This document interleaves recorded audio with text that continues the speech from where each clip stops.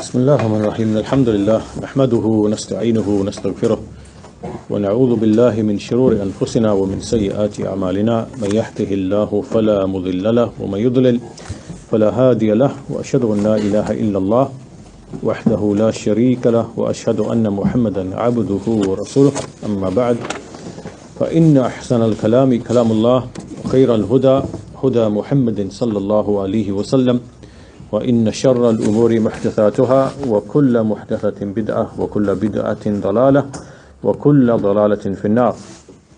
So today is lesson number 53 in our series on this book Al-Ubudiyyah, which is Servitude by Shaykh al-Islam Ibn Taymiyyah rahimahullah. And in the previous lessons what we were discussing was the general topic was that if you do not distinguish between al-qadar, what Allah has decreed, and ash-shara', what Allah has legislated, if you do not distinguish between these two things, then this will be the starting point of tremendous misguidance. In fact, it can lead to the belief that everything is Allah and Allah is everything, right? Which means that you believe that the whole of what is the creation is in fact Allah Azza wa Jal, and so there's no distinction between, there is no creator and the created, right? So how you arrive from this point here where you do not distinguish, you say that whatever happens, Allah loves it. Whatever happens, Allah loves it. Well, that's not true. Whatever happens is Allah has decreed it for a wisdom, but He may or He may not like it and love it, right? So if you don't make that distinction and you say everything that happens, Allah loves it because He willed it to happen, this now is the starting point of tremendous misguidance. And so that's what we've been discussing in the past maybe 2 or 3 lessons. And in the previous lesson, after discussing these issues, Ibn Taymiyyah rahimahullah was mentioning how that there are certain words that can be used, and these words can carry different types of meanings depending on the belief you have to begin with, right? So if you don't have any clarity in these issues, it means that you're going to give meanings to these words which can be totally false. And so the word that we were discussing is al-Fanaa, right? So you hear this a lot among the Sufis. They speak about al-Fanaa, which means al-Fanaa, to perish, to perish. And so what we discussed in the previous lesson was 2 of the meanings of al-Fanaa, right? The first meaning is that if you mean by al-Fanaa, perish, meaning that I want every other desire that I have, I want it to perish, except the desire to do what is wajib and what is mustahab, right? To do what pleases Allah. If this is what you mean by the word al-Fanaa, which means to perish, this is a correct meaning. This meaning is correct, right? Basically what you are saying is that I want to make sure that every other desire that I have, right? Maybe I have a desire to sin, I have a desire to steal, I have a desire to, do these vices, and I want all of these desires to perish, so that the only thing which is left is my desire to please Allah by doing what He commanded and keeping away from what He prohibited. If this is what you mean by al-Fanaa, that everything perishes, this is a correct and sound meaning, right? And this is what obviously the Sahaba, the Salaf, what they were upon. This is what they meant, and this is what they practiced. and what they implemented in their lives. The second meaning of al-Fanaa is more from the angle that I'm going to be so engrossed in worshipping Allah that I'm going to forget everything else, right? So the only thing I feel and I experience is my worship of my Lord and nothing else, right? So the only thing that I'm engaged in is, it's a bit like, it's like you have a lover and the one who is loved, right? And they become bonded in union in that love, right? So there's a type of unity which appears between the lover and the loved. And the consequence or the end result of this is that you can't tell one from the other, who is the lover and who is the loved, right? And the person, because he forgets everything else, you know, in his life, and he's just engrossed in this one thing, then this can lead to like a type of, basically like a type of deviation. It's a bit like the Shaykh gave the example of the mother of Musa alayhi salam, when she obviously the baby had been, she put the baby in the river, and then when she realized that the baby was actually in the household of Fir'aun and she saw it, you know, and the woman from the household of Fir'aun was trying to look for a woman to breastfeed, and she became so engrossed and so preoccupied in just fixated on her son Musa alayhi salam, that there was nothing else that was in her mind, right? It just totally preoccupied her mind. So in the same way, these people who speak of al-Fanaa with this second meaning, it means that everything else is forgotten in their life, and the only thing they are preoccupied with is they've got no connection to the world or anything else.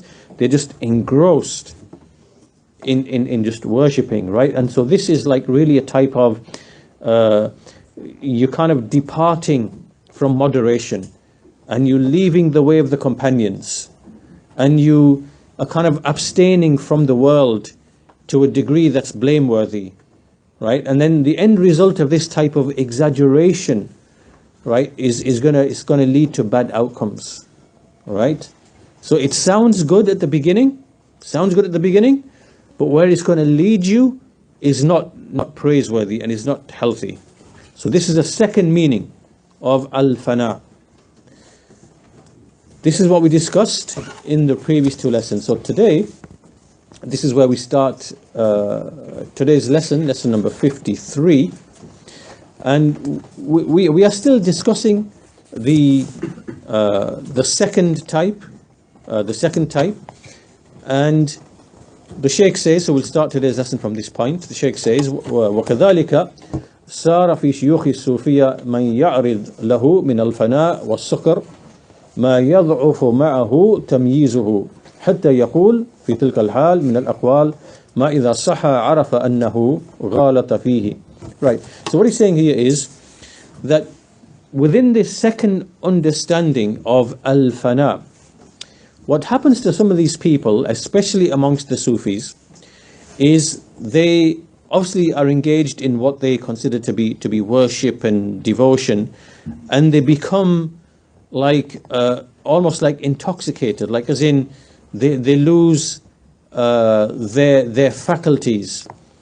And like, you know what the Sufis do, they sit in a room and they do these breathing exercises and they say Allahu, and then, you know, they do different things, and eventually they enter into like a certain state of mind, right? And they believe that this is something that's spiritual and bringing them closer to Allah. They will kind of unite with Allah, and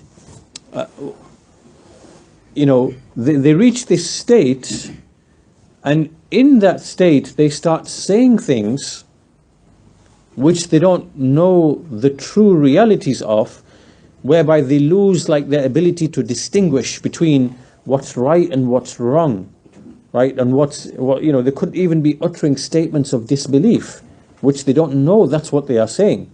However, when they come back to their senses, basically, they realize that what I said was actually wrong, right? So he gives some names of some people. He says, كما يحكى نحو ذلك عن مثل أبي يزيد وأبي الحسن النوري وأبي بكر الشبلي وأمثالهم. Right, so these are people in the past, names of people in the past who are known for this type of stuff, and what's related from them, they are admitting that we said certain things that we realized that they were wrong. And then there are others, بخلاف أبي سليمان الداراني ومعروف القرخي وفضيل بن إياد بل وبخلاف الجنيد وأمثالهم. So ممن كانت عقولهم وتمييزهم يصحبهم في أحوالهم فلا يقعون في مثل هذا الفناء والسكر ونحوه. Right, so he's now saying there's another group of people. These are righteous people. They're righteous people. And they are the likes of Abu Sulaiman al-Darani, Ma'ruf al-Khurki, wal-Fudayl ibn Iyad, and famous al-Junaid. Right, these are all pious, righteous people who never entered into those states of intoxication. Why? Because they were following the Quran and the Sunnah. They weren't doing things in exaggeration. They weren't doing innovated acts of worship. They weren't engaging into that. But they were righteous. They were pious. They were preoccupied with worship, right? But they didn't enter into the type of excesses and the extremism, if you like, which those first group of people fell into. And for that reason, they never lost like their ability to distinguish, right? They were always a presence in mind. So the point that what Ibn Taymiyyah is mentioning here is that we know the first meaning of al-fana, that's sound and correct. The second meaning of al-fana, at the beginning, it sounds good. It sounds good, right? I want to focus only on worshipping Allah. I want to forget everything else. Like basically, you see the Christians have the monks, right? And they say that we got nothing to do with the world. We've renounced the world. We're going to be in a monastery and it's going to be, miles and miles away. It's going to be in, miles away from the city. We're going to be just stuck in this remote place, and all we're going to do morning and evening, day and night, was going to be, given to devotion, right? Like in essence, that's what you're trying to say. You're going to completely be abstemious, refrain from the world, and you're only devoted to the one that you love, which here is Allah subhanahu wa ta'ala. Right, so when you start off with this initial premise, it sounds good. It sounds nice, it sounds good. But then what you realize is that unless you are someone who is the likes of Fudayl ibn Iyad, al-Junaid, and these people who are very strong in their understanding of the religion, they are intelligent and they are smart and they know the limits and they understand all these affairs, right? And they adhere to the Sunnah, strictly to the Sunnah, right? Unless you are from those people who are rare and exceptional, they're very small in number, then you are going to be prone to making mistakes and you're going to fall into huge errors later on. And that's what happened to some of these people, right? It happened to some of these people. And in contrast, these scholars and these people of righteousness, they were characters that were kind of like perfect, exceptional, in their hearts. They loved Allah, they sought only Allah, they sought only to worship Him, and they also had a great amount of knowledge already, right? Right? In other words, to do this type of thing, you need to have a great deal of knowledge of the religion. You have to be a scholar, and you have to be firmly grounded to enter into this type of level of worship of Allah, and refraining from the world, and zuhud and things like that. So Ibn Taymiyyah is mentioning about these scholars like Al-Fudayl, Al-Junayd, وعندهم من سعة العلم والتمييز ما يشهدون الأمور على ما هي عليه.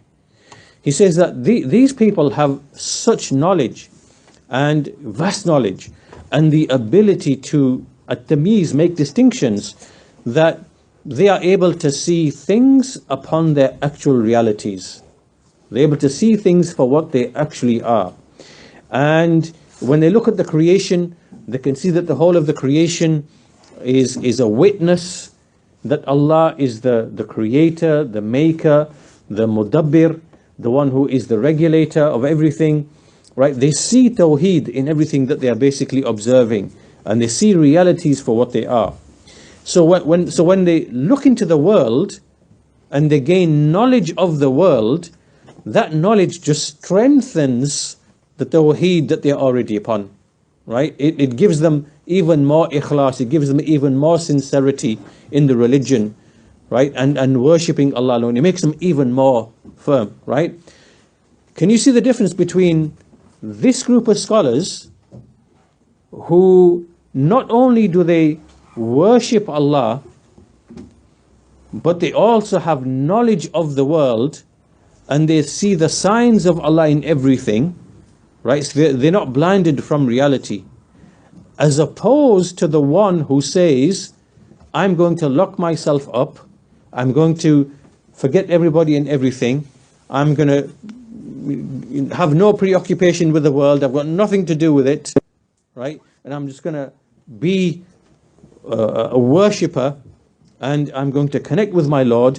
And he becomes oblivious to the actual signs of Allah, the wisdoms of Allah in creation. Like, he starts detaching himself until he no longer is able to take lessons from reality and see reality, right?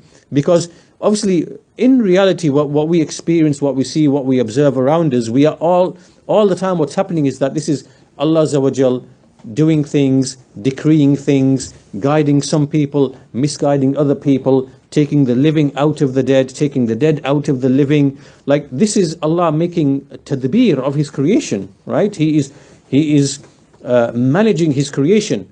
So when you observe and see all these things, you are being exposed to things which then strengthen what you are already upon of Tawheed, Iman, and it makes you even more sincere, right, in your worship. But if you want to just detach from everything, and all you know is just basically, I'm going to worship, right? And it's all like emotions and feelings, right? It's, I felt tremendous love today, I connected with my Lord, right? And then you're trying to develop this. This now is going to, although it starts from something what appears to be nice and good and righteous and pious, it starts off with something like that. What's going to happen over time is that, and especially when you are not grounded in knowledge and you don't have that strength of intellect, which some people have, then what's going to happen with you is that you are going to be led to kind of other things which are going to be a source of misguidance, right? And so that's what Ibn Taymiyyah rahimahullah, he says that that this second type of al-Fanaa, which they call Fanaa al-Shuhud, is something which in its foundation, right, is yes, it's something that the Quran kind of calls to when it says, don't be distracted by the world, and the world is only temporary, and the world is just full of play and pastime, and yes, the Quran calls to that. Yes, that's true in the Quran. And what the Quran calls to is knowledge, Iman, and proceeding up upon knowledge, and the greatest of those is obviously Muhammad sallallahu alaihi wasallam, who was the one who implemented this in the correct way, right? In the correct way, that is. And Now this is an amazing point that Ibn Taymiyyah mentions. He shows the difference between the Messenger Muhammad sallam and between Musa alayhi salam. All right? So, our Prophet Muhammad sallam, he says, وَنَبِيُّنَا alayhi salatu wasalam, إِمَامُ هَؤُلَا وَأَكْمَلُهُمْ. So our Prophet Muhammad sallam is the Imam of those like the companions and the Tabi'een, like Al-Fudayl, Al-Junayd, and those like very righteous, intelligent people. He said, وَلِهَذَا لَمَّا عُرِجَ بِهِ إِلَى السَّمَاوَاتِ وَعَايَنَ مَا هُنَالِكَ مِنَ الْآيَاتِ وَأُوحِيَ إِلَيْهِ مَا أُوحِيَ من أنواع المناجات أصبح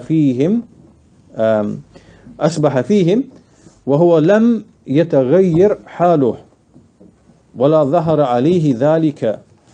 He says, when the Messenger of Allah sallam was taken on the Mi'raj to the heavens, and he was made to see what's obviously of the signs of Allah, and then revelation was given to him by Jibreel, and he had whatever communications he had.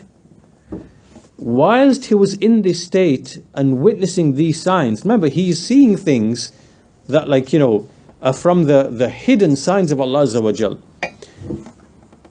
Did he, nothing changed in terms of his physical state or being. Did he faint? Did he become overtaken with this extreme love or fear? Or did something happen to his constitution? No, it didn't. Right? It didn't. This shows the strength of like the tamyiz and the ability to keep one's composure, and the strength of the body to be able to handle seeing and observing such great, tremendous, with the vision of the eyes, the ayat of Allah Azza wa Jal. Yet nothing happened to him. Right? In contrast,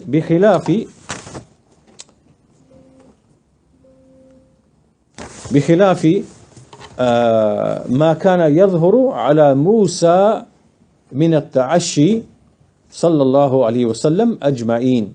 Right? As opposed to what happened with Musa alayhi salam of where من التغشي, when he basically fell unconscious. And this is referring to when Musa alayhi salam, the mountain, by way of the mountain, Allah Azza wa Jal, because Musa alayhi salam asked him to reveal himself, and he said, you will not be able to see me, but he manifested some of his light to the mountain, and the mountain, perished. Right? It basically turned to dust. When Musa alayhi salam, when he saw this, he fell unconscious. And because of what he saw. This is mentioned in the Quran. And when he came back and gained his consciousness, he said, Subhanaka tubtu ilayka wa ana awwalul mu'minin. Oh my Lord, glorified be you, I repent to you and I'm the first of the believers. Look at the difference between Muhammad sallallahu and between Musa alayhi salam. Right? Where our Messenger ﷺ was shown the greatest of signs with the vision of the eyes, right, in the heavens. Yet he kept his composure, right? And he didn't swoon, he didn't faint, he didn't pass out, nothing like that. And here Musa alayhi salam, as he is obviously from the greatest of the messengers, and he passed out and then he regained his consciousness. The point being from this is to illustrate the same point as it relates to what the Sahaba were upon. The Sahaba, yes, they kept away from the world, and yes, they were pious and righteous, and yes, they worshipped Allah, but it was upon knowledge, sound knowledge of the Sharia. And similarly, the names that were mentioned, such as Abu Sulaiman al-Darani, Al-Fudayl, Al-Junayd, these are names of righteous people. And this type of al-Fanaa, the second type of al-Fanaa, right, which is to you know, to forget everything except Allah, it doesn't mean to like literally forget everything, right? It doesn't mean that. But it means that you have a sufficient understanding of the world that it mixes with your iman and then strengthens it, right? So let me show you the difference. Whereas someone who is like this will be standing in the prayer and he's hearing the reciter recite the prayer, and he hears ayat in which they are very powerful in meaning. He will grasp the meaning and he will take the benefit from it, and he will be able to apply that verse to the knowledge and insight he's gained from his experience in the world, right? Whereas one of these types of people here, the people that we are mentioning, he would be in the same prayer, listening to the same ayah, and he'll hear a verse, for example, right? And he'll hear a verse, and that verse will overwhelm him, and he'll fall down and he'll become unconscious. You understand? Right. Which of the two now is superior? Is it, oh, this guy is so pious, you know, all he has to do is just listen to a verse and, you know, he'll pass out and he's, you know, this is his piety. Is this correct? No, it's not. This is actually, this is like an inferior position to be in, right? Whereas the true person of resolve and strength and understanding in terms of knowledge, right, is the one who, you know, he doesn't pass out, right? He regains his composure, right? He gains in more certainty with what he's hearing. He's not overcome like with emotions, and right. So the point being, then, we can wrap all of this up. In fact, before we wrap all of this up, I just wanted to mention some of the comments of Sheikh Al-Fawzan on what we've discussed so far. So Sheikh Al-Fawzan says that, you know, this is what the Salaf were upon, right? The Salaf, they, you know, they are aware that you can start from something and it can lead you to something which is not praiseworthy. So for that reason, because they held fast to the Quran and to the Sunnah, they didn't fall into the mistakes of those other people, right? And at the beginning of what later became Sufism, the beginning part of it was something that in and of itself wasn't necessarily wrong. So the initial people, the initial like well-known pious people like Abu Sulaiman al-Darani, al-Fudayl ibn Iyad, al-Junaid, Ibrahim bin Adham, you know, Bishr al-Hafi, there's many other names, right? To which the Sufis ascribe to. These were righteous, pious people upon knowledge, right? But like we said, there's a danger in this second type of like al-Fanaa, where you can, you know, step by step be led into, you know, something that eventually becomes deviation. And you really do need to have deep knowledge and deep understanding to be safe and secure, you know, in this particular field.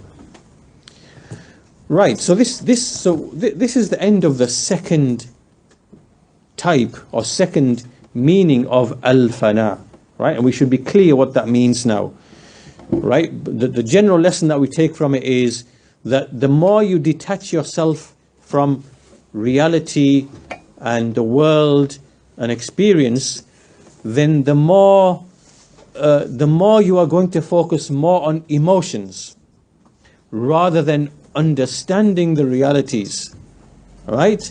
And the more you are, you know, go by way of your emotions, right? Just like, you know, that there's only you and your Lord, which is true, and the only thing you are focusing on is just, you know, love and things like that.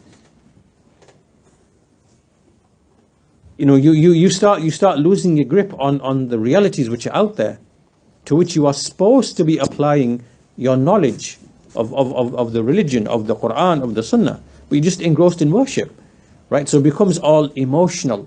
That's what it becomes basically, right? So that's the danger in that. This now brings us to the third meaning of the word al-fana, al-fana. And the third meaning of al-fana here is what they call fana'ul wujud. Fana'ul wujud. And what this means is that the whole of existence perishes. All of existence perishes. What do they mean by this? Ibn Taymiyyah says, وَأَمَّا النَّوْعُ الثَّالِث مِمَّا قَدْ يُسَمَّى فَنَاءً فهو أن يشهد أن لا موجود إلا الله وأن وجود الخالق هو وجود المخلوق فلا فرق بين الرب والعباد وهذا فناء أهل الضلال والإلحاد الواقعين في الحلول والاتحاد. He says that this third type of fana is that you witness that there is nothing which exists except Allah, and that the existence of all of the creation is the same as the existence of Allah, and there's no difference between the Lord and the servant. There's no difference. So this is the fana. This is what they mean by perishing. This is the fana of the people of misguidance and atheism, those who fall into al-hulul wal-ittihad. Al-hulul means that you believe Allah enters into everything. Allah is in everything. And ittihad is you believe that Allah unites, Allah unites in things, right? He, like in a servant or in a tree or in a rock or whatever it might be, right? This is the saying of those types of people. So, this obviously third type is the most severe type of misguidance, as Shaykh al-Fawzan says, and this is what we mentioned in previous lessons, where basically it means that Allah is everything, everything is Allah. There is no distinction between the creator and the created. So therefore, it doesn't mean what you worship. You can worship whatever you like. You can worship this table. You can worship the chair. You can worship the wall.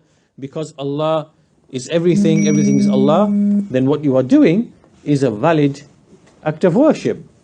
You are a person of Tawheed. Why is that? Because you are worshipping Allah. Right? This is what they say. Right? This is what the people of Tawheed do. They worship anything and everything because Allah is everything. Right? So this is from the greatest kufr, disbelief and misguidance. And now that you, right, so now that you know the three meanings of al-fana, right, sometimes certain statements can be made. Sometimes certain statements can be made where a person might be confused as to what's really intended, right? So Ibn Taymiyyah now gives us an example. He gives us an example to illustrate. For example, and this shows you how the Sufis fell into so many mistakes, right? Can you remember the second category of people? Yeah? The second category of people. Remember we said there were two types, yeah? The first type, like, Al-Fudayl ibn Iyad, Al-Junayd, these are deeply grounded, rooted scholars. They know what they're doing, right? As opposed to the others who are like fainting and this and whatever, right? Now imagine one of those righteous scholars, right? He makes a statement. He says, Ma ara ghayrullah. Or he says, La anzuru ila ghayrillah. Right? So imagine Al-Fudayl ibn Iyad or Al-Junayd or someone, right? He says, I do not see except Allah. I do not look at except Allah. He makes a statement. what does he mean by that? What does he mean by that, right? What does he mean by that? And if someone from the third group, the third category that we've just mentioned now, who say Allah is everything, everything's Allah, if he was to hear that, how would he interpret that? Do you understand, right? So in the second category, the first group, Al-Fudail, Al-Junaid, and so on and so forth, what they mean by that, as Ibn Taymiyyah says, is فَمُرَادُهُمْ, their intent by this is مَا أَرَى رَبًّا غَيْرَهُ. What they mean by this is, I don't see a Lord, I don't believe in a Lord or see that there's any Lord other than him, right? I don't see there's any creator other than him. I don't see that there's a mudabbir, a controller other than him. I don't see there's a deity other than him, right? What they mean by this is, I don't look at other than him loving that thing or fearing that thing or hoping in that thing, right? This is what you mean, right? When one of those people, those scholars says, I do not see except Allah, I am not seeing except Allah, like what it means is that in what I am seeking, what I am pursuing, what I am loving, what I am fearing, what I am hoping in, right? I don't see anything except, not like with the eyes obviously, but in the sense of I don't see anything other than that which is deserving of my love, my fear, my hope, my devotion. This is what they mean, right? He's speaking about what the heart is attached to. I don't see anything to which my heart can be attached to other than my Lord, right? So, because obviously, whenever your heart is attached to anything, your heart then turns towards it, right? This we know from experience, right? You like food, you like drink, you like clothing, you like whatever.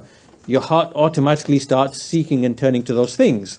So in the same way here, when the likes of these scholars say, Ma ara ghayr Allah, I do not see other than Allah, meaning my heart does not see and pursue and seek except Allah, right?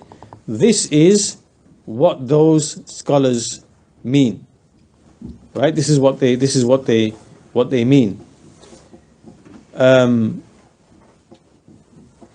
This is what they mean, that I do not turn to other than Allah. I don't turn to other than Allah. So, I don't turn to anything else, loving it, fearing it, hoping in it, So Ibn Taymiyyah is especially speaking about this meaning. And this then eventually leads us to, like the hadith, the hadith, hadith Qudsi, that whoever shows enmity to a slave of mine, then I will announce war against him, right? And the hadith continues that, my servant, does not do anything more beloved to me than the obligations, and then he doesn't cease becoming closer and closer to me by way of the nawafil, until I become the hearing with which he hears, and the seeing with which he sees, and the hand with which he strikes, and the foot with which he walks, right? So that hadith explains what is meant here, what is meant by these scholars when they say, I do not see other than Allah. It means that everything I do, everything my heart pursues and seeks and wants is only the pleasure of Allah. And then my limbs will follow, right? My limbs will only do what Allah is pleased with, right? Everything that I'm doing I'm being guided by Allah Azza wa Jal, so that my hearing, my seeing, my hand, what I walk to, what I do with my hand, all of it is for the pleasure of Allah. This is what they mean by this statement, that you love what Allah loves, that you hate what Allah hates, that you be friends with those whom Allah loves, that you be friends with, that you have enmity with those whom Allah loves, that you have enmity, for whom Allah has enmity for, right? So you're doing all these things. This would be the correct interpretation of that statement if they said, I do not see except Allah. But if one of those people from the third category came along, and in his mind, in his belief, everything is Allah, Allah is in everything, There's no creation, no created, right? And then this person goes back and he goes into and he looks into the biographies of some of these earlier scholars, right? And he says, Fudail bin Iyad said, Ma'ara ghayr Allah. What's he going to interpret from that statement? He's going to wrongly think that Al-Fudail bin Iyad is speaking with Wahdatul Wujud, with the unity of existence, in which it is said, everything is Allah, Allah is everything. Do you understand? Right? This is how the Sufis got misguided, because they wrongly thought that some of these very evil, nasty doctrines that appeared later on, when they went and looked at many of the statements of the early righteous people, and they made statements like this, that I do not see except Allah, I do not seek except Allah, right? They wrongly thought, and they began to ascribe to these early righteous scholars and tabi'een, they began to ascribe their evil doctrines to them, right? Obviously it's because of their ignorance and their misunderstanding. So this is what Ibn Taymiyyah then says, that as for this third category, وَأَمَّا النَّوْءُ الثَّالِث وَهُوَ الْفَنَاء فِي الْمَوْجُودِ الْفَنَاء فِي الْمَوْجُودِ. This is where whatever is in existence, it perishes, it all disappears, so that the only thing which is left is Allah. Meaning Allah is now everything. So I don't see you as a being, outside of Allah. You as a being outside of Allah have disappeared. All that's left is Allah. You understand? Right? This is what they are speaking of, right? Where existence disappears and it all becomes Allah. And Ibn Taymiyyah says, فَهُوَ تَحْقِيقُ آلِ فِرْعَوْنَ وَمَعْرِفَتُهُمْ وَتَوْحِيدُهُمْ كَالْقَرَامِطَ وَأَمْثَالِهِمْ. This belief now is the belief of what the people of Fir'aun, what they basically arrived at, and those who followed them, like the Qaramita, right? These are astray, misguided groups who basically came. Now, from this now, you should see clearly the three different meanings of Al-Fana, and Shaykh Al-Fawzan nicely summarizes each of these three types. He says,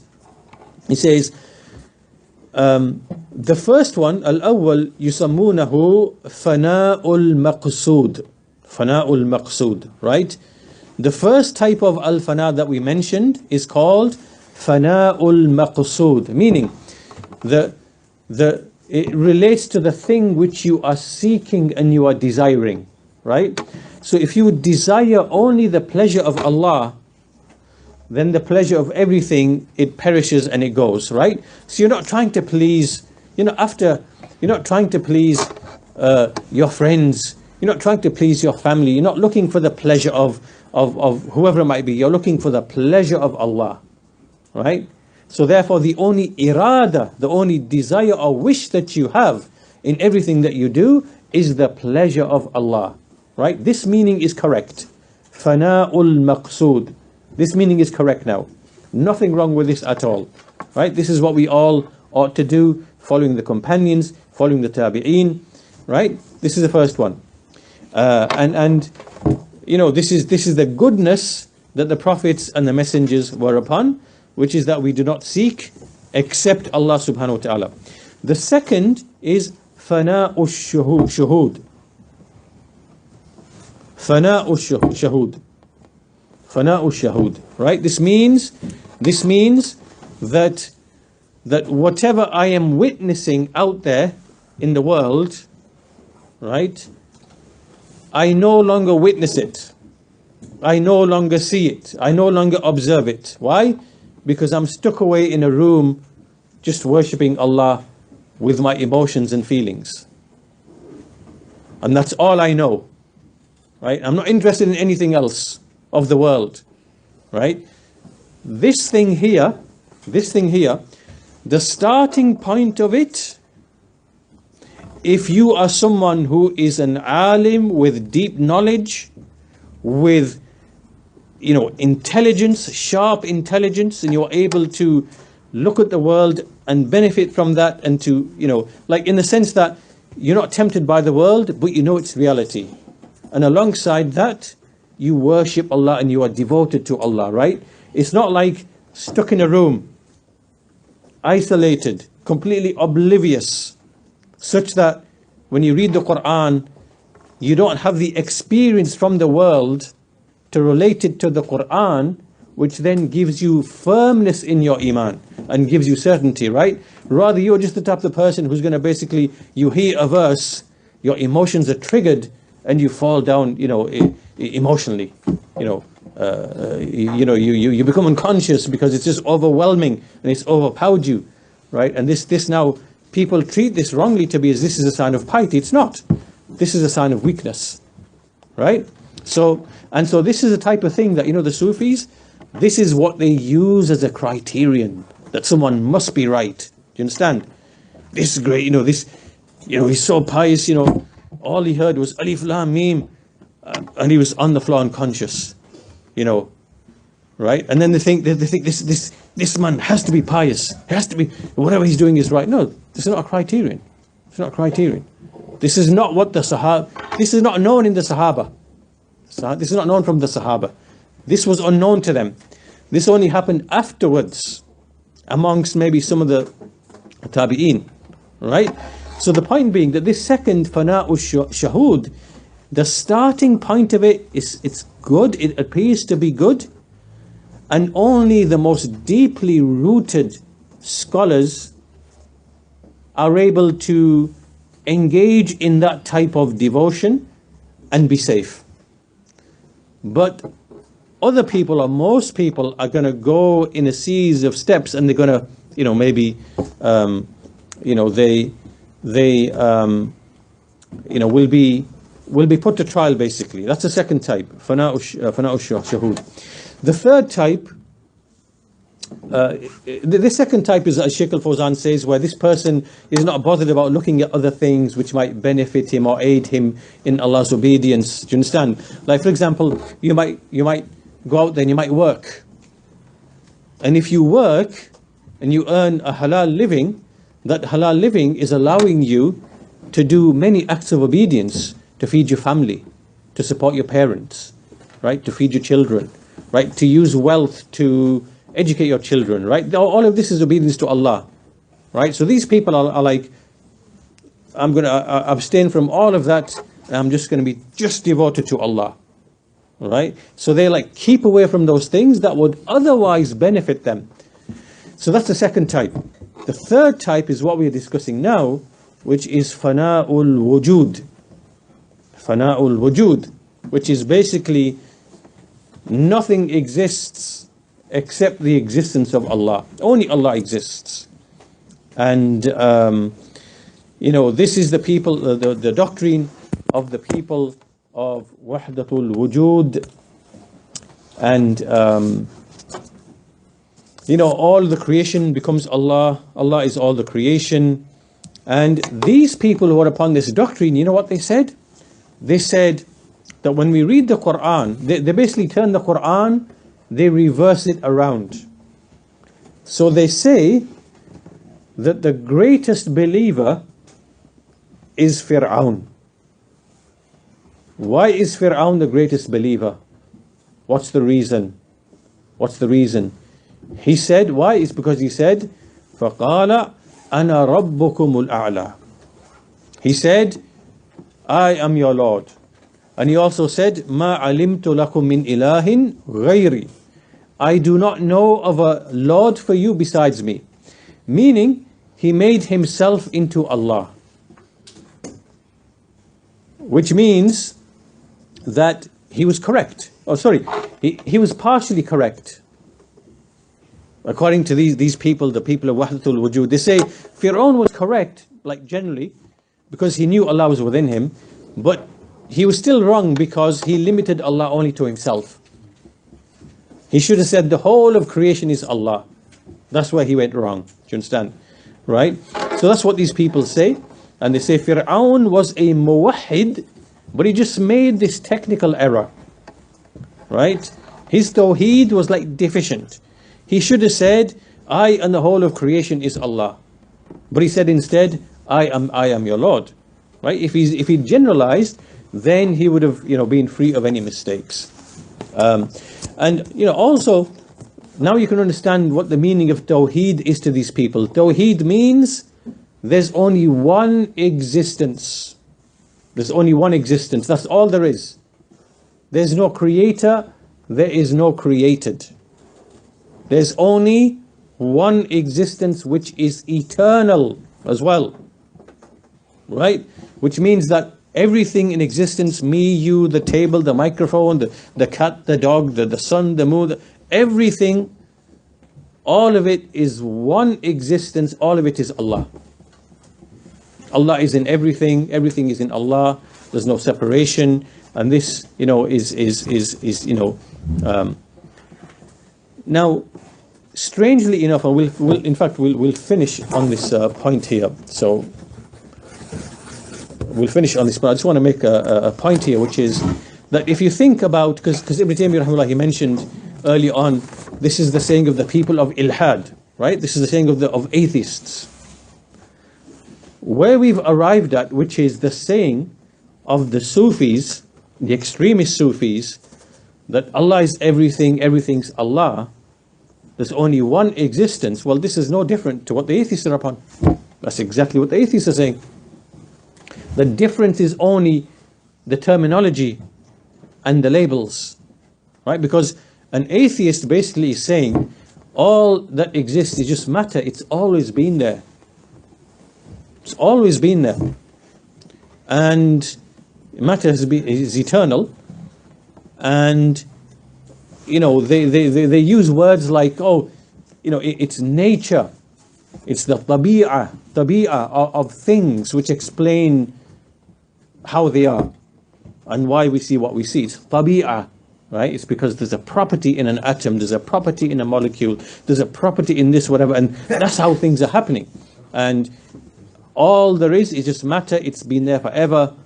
And, there's no creator. There's no created. It's just all eternal, right? What's the difference between that and between what these people are saying? Right? It's just the label only. You've just put the label of Allah upon this, and they've just put the label of, I don't know what label they put, they just call it matter, tabi'ah, they call it nature, they call it, infinite energy, if you want to call it. I mean, all these physicists and these people, they have different words, unlimited consciousness, infinite energy, tabi'ah, nature, whatever name you want to use. You're just applying a label to an idea, which is there's no creator and there's no created, right? And everything that's here has always been here. That's the atheists over there. And here you have the people of Wahdatul Wujud saying, all that exists is Allah, there's no creator, no created, it's all one existence, it's always been there. And you just put the label Allah on top of that. There's no difference between you and the people of Fir'aun. You're one and the same thing, right? All you've done is proven that something is eternal, that's it. And that's why also, and we finish on this note inshallah, is like the people of Kalam, Ahlul Kalam, the people who use philosophy to try to prove Allah's existence and the universe had a beginning or whatever. The argument these people use, all it proves is that something is eternal. That's all it shows.